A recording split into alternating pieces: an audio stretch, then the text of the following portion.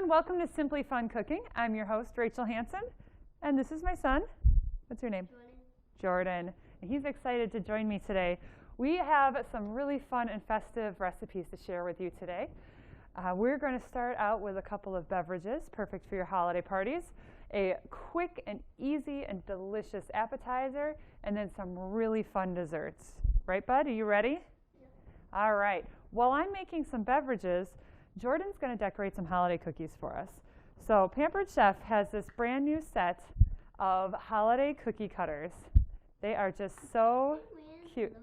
And a gingerbread man, and oh my gosh, Rudolph. The elf, he's so silly, right?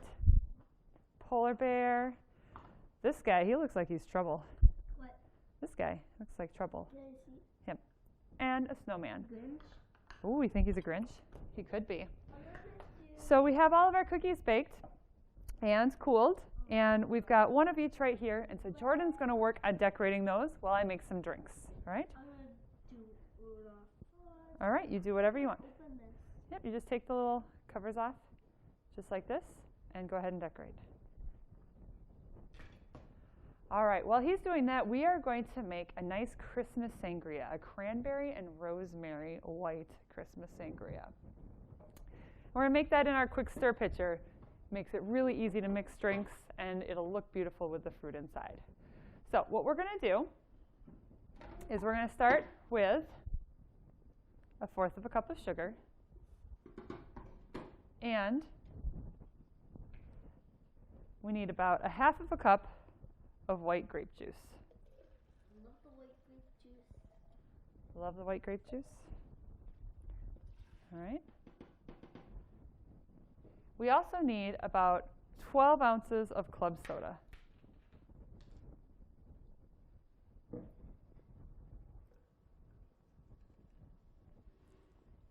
All right. So you can get the cans. We just get the bigger bottles. And I'm just going to pour in about 12 ounces.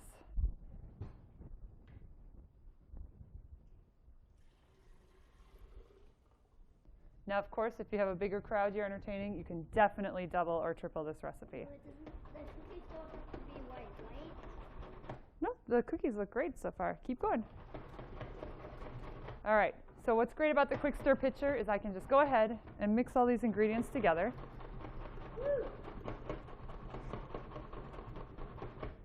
All right. To this, we're going to add 1 bottle of Pinot Grigio.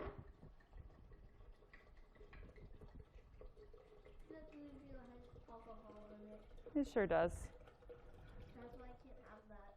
You know what? I'm going to make you a kid version of this drink, too. How's that sound? Woo. All right.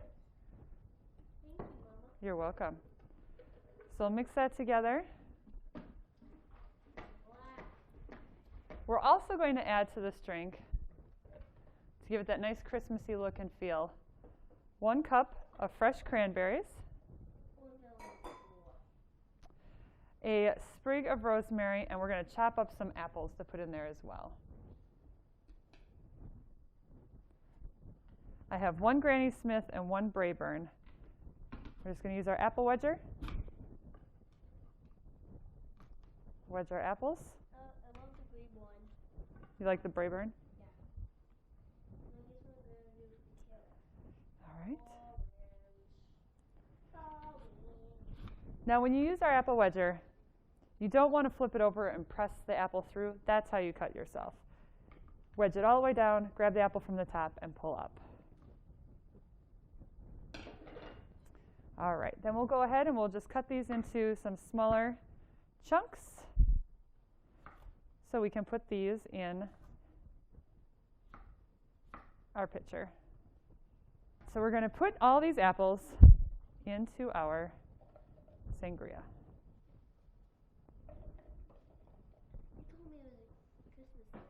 It is a Christmas drink.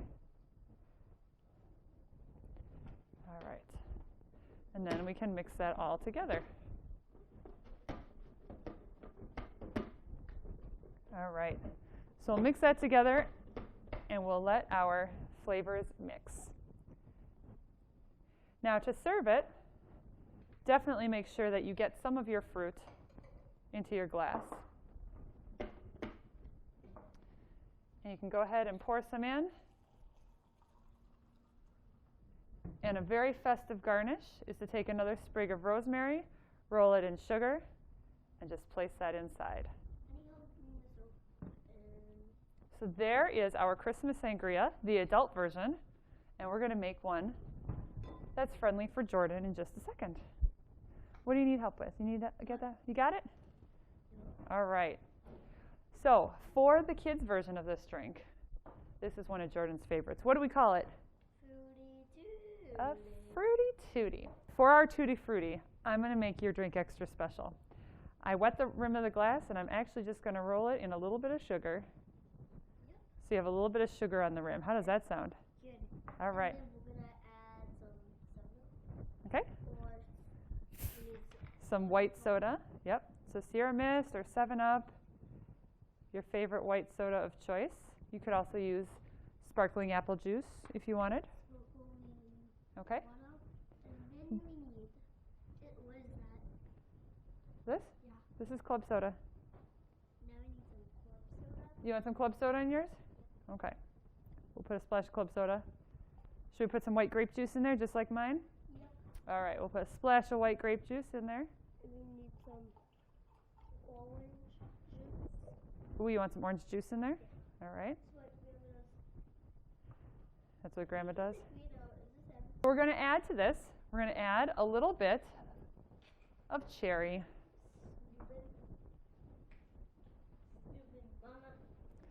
All right, so we're going to add a couple maraschino cherries and a little bit of the juice. You could also add grenadine if you have that on hand. So we're going to add a little bit of orange juice. So we'll just take our juicer and an orange. We'll juice it. And we'll add some of that fresh squeezed orange juice in there. All right. And of course, the orange garnish on the side, right? Excellent. So there we have a kid-friendly holiday beverage and the adult-friendly holiday beverage. How are you doing with your cookies there, bud? You're all done? Let's show them off.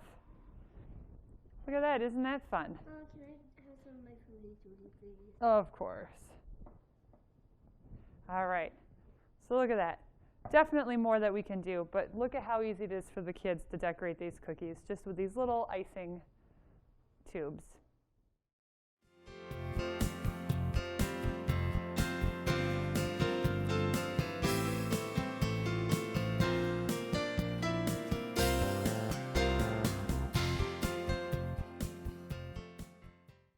All right, so for our mini apple pies, we are starting by getting our apples ready. So we are using the apple core peeler slicer, and we're just putting the apple on, and then as we spin, it's going to take the peel off for us, and it's actually cutting the apple in a spiral.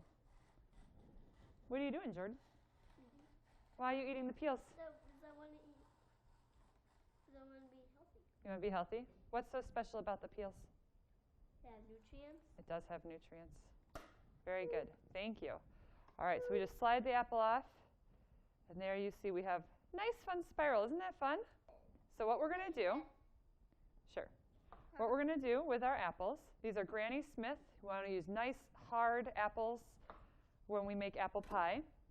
And I love the nice flavor of the Granny Smith. So we're just cutting these up into smaller chunks because we're making mini apple pies. So we're going to need mini pieces of apple. So cut these up.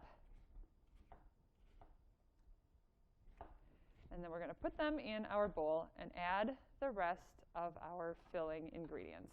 For our filling, we are going to add a couple tablespoons of lemon juice. But you didn't roll it yet. Oh, I did. Oh, sorry. Yeah, I rolled this out on the counter earlier. Why are you rolling it? Because it helps release all the juices. Oh. Yes, silly. Oh, yeah, you told me that. Oh, yeah. I did tell you that earlier. All right, so here's our juicer. And, Can I have juice one, please? yep, so how about this one? Squeeze it down, squeeze it, and twist it.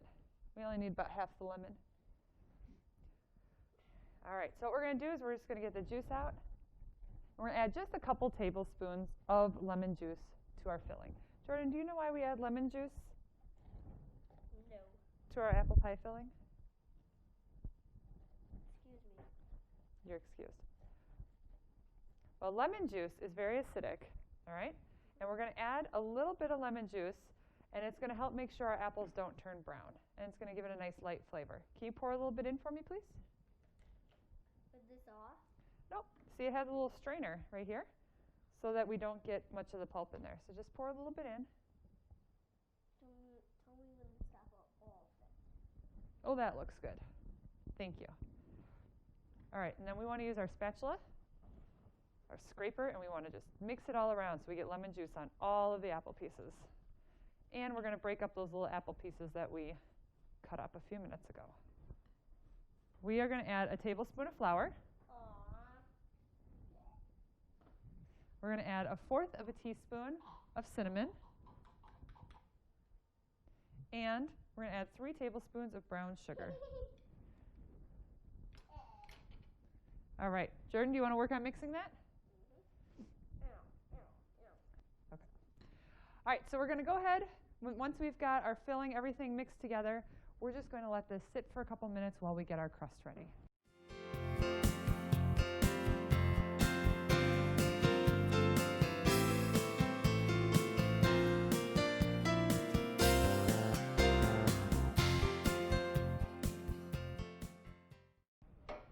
All right.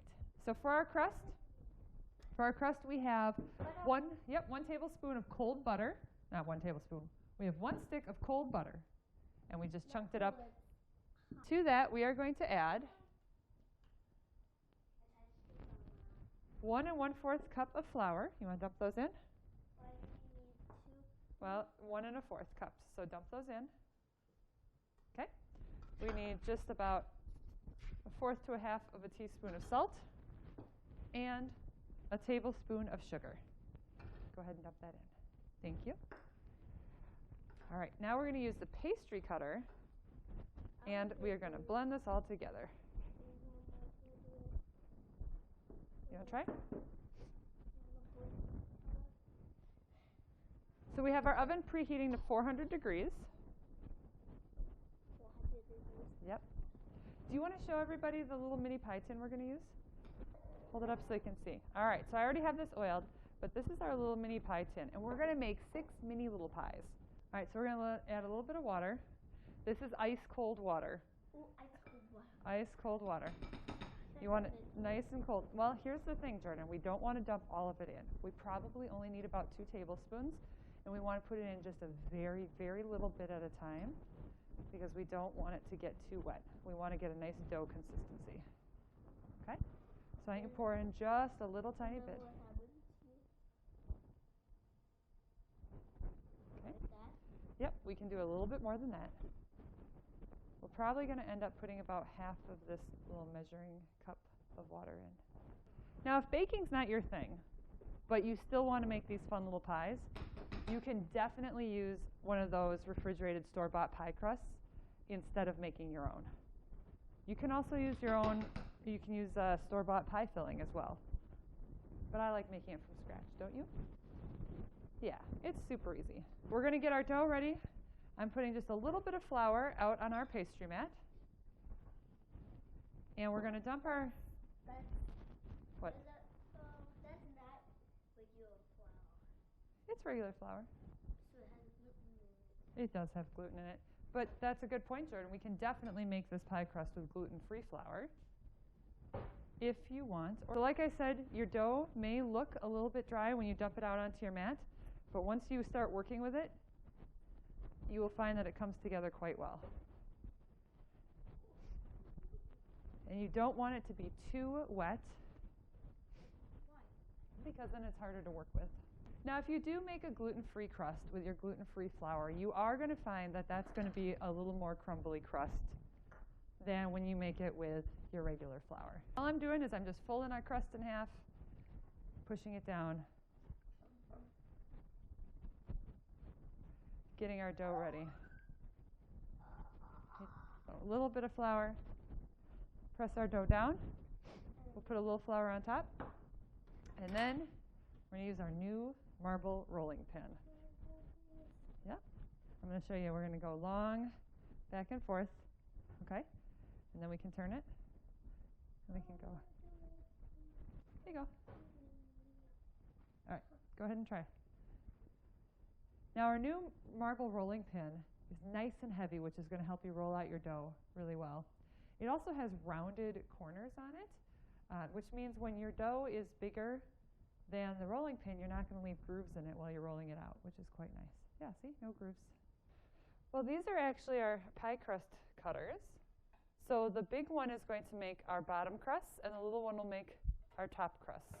All right, so we're going to start with the big one. I'm going to do it, please. Okay, go ahead and press it down.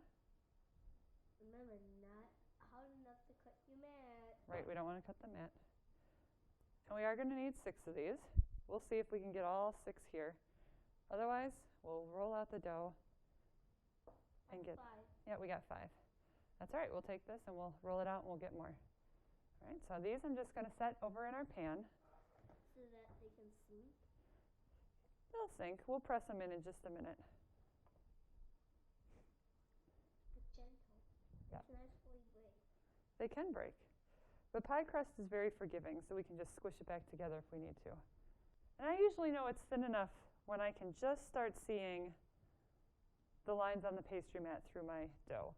So now we're going to take our pie pan and we're going to take our little bottom crusts and just press them into the pan and up the sides. The way we're going to seal these off is we're just going to put our tops on after we fill it, and we'll just press down and we'll squish the top to the bottom, and it'll seal it shut and make nice little pockets for our pies.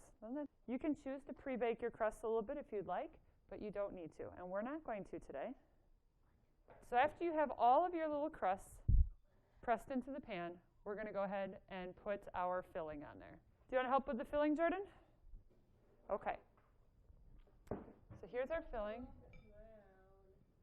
That's just the brown sugar on there. Yeah. But you can see our flavors are all nicely mixed. We almost have a glaze on our apples. Jordan, what I want you to do, just put a couple scoops in each one. Try to make them even. So put a few scoops in each one. And I'm going to finish making our top crust here.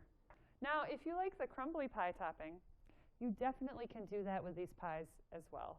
You don't need to use a flat crust on top. Done. Okay, we got to put all the apples in there. Keep going. So here's what you can do. Ready? You can put it in, and then watch. You take the spatula and very carefully kind of push them down. Okay, see, because when you push it down, you've got a lot more room in there for more apple filling. We're going to end up using up all the apples. So you'll end up having about a half of an apple in each pie. We used about 3 apples to make our filling today. We are just going to use a butter knife or a spatula, and we're just going to cut a little hole in the top there. Little plus. Little plus sign. You can make a little snowflake. Whatever you want to make. Okay. I love using our mix and chop, and you just stamp that in there, and then you can make this really nice little design. Make sure it goes all the way through, bud. Why? Because we need to let the steam out as the pies cook. Okay, so now we're going to take our little tops and we put them on, and we want to squish the sides together with the crust on the bottom. We want to just seal them together. And as soon as they're sealed together, we're going to put them in the oven for about 25 minutes. And when they come out, we're going to let them cool just a little bit, and then we'll be able to pop them right out, and we can put them on a platter to serve. So these are all ready to put in the oven, and we will come back in 25 minutes and see what they look like. So our pies are out of the oven. I let them cool for just a couple of minutes, and then we can just pop them out. Sometimes you have to loosen them around the edges just a little bit. We're going to pop some of these out so you can see how they look. So as you can see, the tops, they all sealed nicely together, and you've got your little design on the top. Fun little apple pies. Now, if you'd like, that's the one you made. You know what's really fun to do right now, Jordan? Is now you can take some caramel, and you can squeeze some caramel inside. And you can have caramel apple pies. I don't recommend putting the caramel in ahead of time because otherwise if it comes out a little bit, it caramelizes and it makes it harder to get them out of the pan. But put a little bit of caramel in afterwards.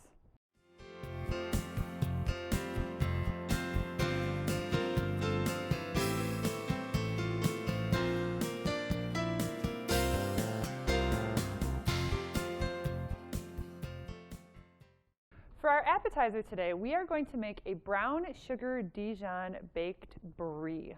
It is a delicious recipe. The ingredients that go into it look like they're not going to taste great together, but this is amazing, and your guests at your holiday parties are going to love it. You ready to help me out? All right. So we're going to start out with just a round of brie cheese. Brie cheese. All right. We'll go ahead and we'll take it out of the package. Now, when you take brie out of the package, this white part on the outside, you can actually eat this part, and we're going to leave that on. We don't need to cut it off. Why? Well, because it's edible, so we're going to leave it. But it feels soft. It does feel soft. And what we're going to do is we need to cut this brie in half. So we're going to put it in our close and cut. Fits right in there. Put our knife down, close it up, cut back and forth. Why are you getting YouTube closing cut? Because it's an easy way to cut the brie right in half without me hurting my fingers. You just take the knife out. There we go. It's cut perfectly in half.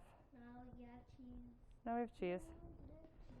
Okay, so what we're going to do in just a minute, what we're going to do is I want you to take half of this and I want you to put it right in the middle of our platter.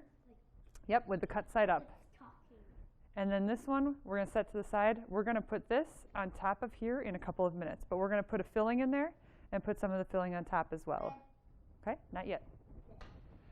All right, so for our filling, for our baked brie, make that in our manual food processor.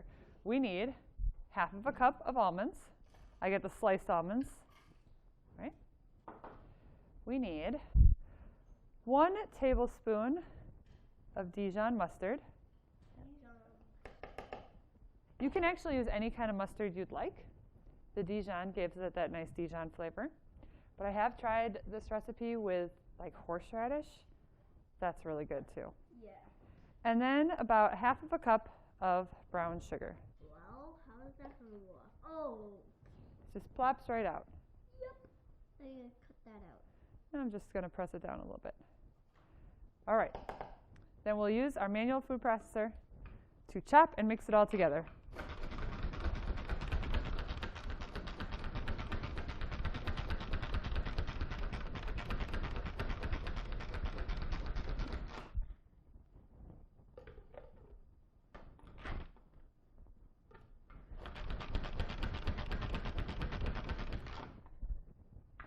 All right. So there's our filling. We're just going to go ahead and take our blade out. It goes like this. Yeah, it goes really fast, doesn't it? But it mixes while it's chopping. So it chopped up our almonds for us, and it mixed in the brown sugar and the Dijon mustard. So now what we're going to do is we're going to take about half of this filling. Okay?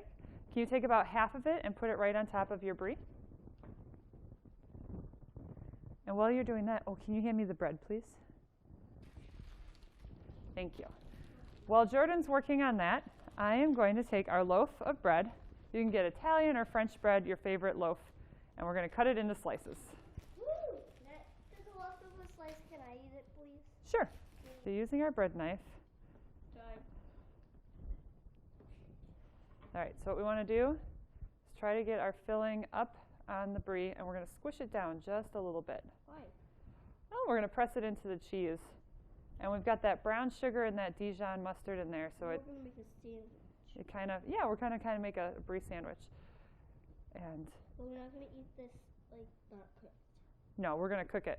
We're going to put this in the oven at 350, and it's only going to take about 8 or 10 minutes, but it's going to be so gooey and delicious.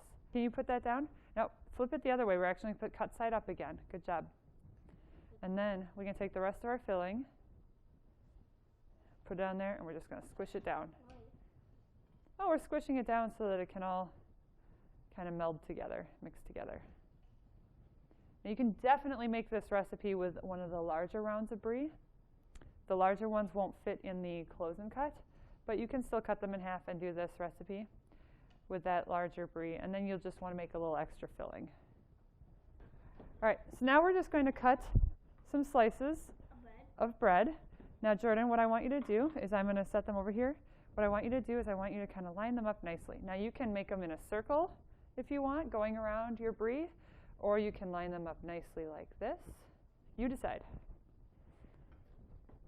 But we're actually going to toast our bread at the same time that we're baking our brie. So it's all done on one dish, and the whole appetizer is ready to go.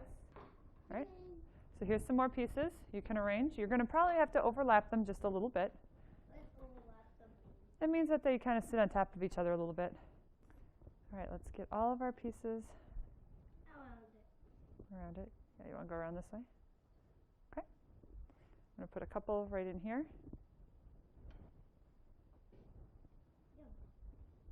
Is it good bread? So this is just a loaf of French bread that we have today. All right. Let's sneak a couple more pieces in here. Just like that. Now at this point, what you could do is you could take a brush, you could brush a little bit of olive oil or your favorite oil onto all these pieces just to help toast them up a little bit. But I like to make things quick and easy. Do you like quick and easy? Yes. So I'm actually just using our kitchen spritzer. I'm pumping it up. We just have canola oil in here. No. And then we're just going to spritz our bread, a little bit of oil. Can I have the sandwich, please? Hold on, Jordan. Have the sandwich. What, that one stuff over there? You'll be able to have some, I promise. I get to have all this. All right. So just a little bit of oil there on our bread so it'll toast up real nicely. Like I said, about 8 to 10 minutes at 350, and then it'll be all done and ready to go. So fresh out of the oven, we have our baked brie. It is nice and gooey and soft, and you can just serve this with your favorite server. Go ahead and spread it on that bread. So delicious. Now this is a great dish to serve with some chopped up Granny Smith apples or some grapes. Here we go. Here are some fresh grapes. It just dresses up the tray just a little bit. How is it? Excellent. All right, so we have our holiday menu done. We started out with our Christmas sangria, and Jordan decorated some cookies. You did a great job, bud. We made our fresh baked brie with the Dijon and brown sugar filling, and our mini apple pies. And now we're perfectly ready for a holiday celebration, aren't we? I want to give a special thank you to the Sunshine Place for letting us use their amazing kitchen again this week. If you are local to Sun Prairie, definitely make sure you come out on a Monday night to enjoy a free meal. If you'd like more information about these recipes or any of the products you saw today, just go to pamperedchef.com and you can search for me, Rachel Hanson, or your local consultant. Have a great holiday season, guys.